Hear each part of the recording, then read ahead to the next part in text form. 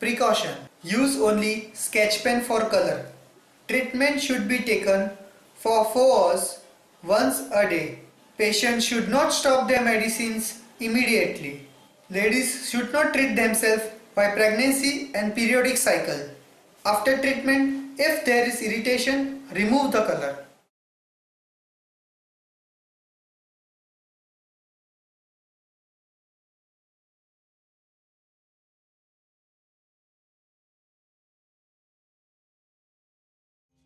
नमस्कार दर्शकों, मैं हूं केतन चावड़ा। कलर थेरेपी में आपका स्वागत है। आज हम बात करेंगे खांसी के बारे में।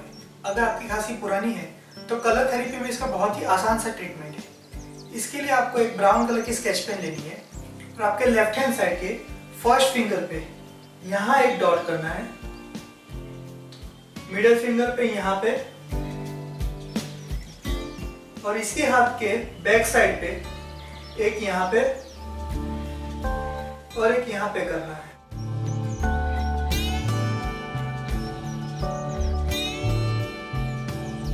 धन्यवाद।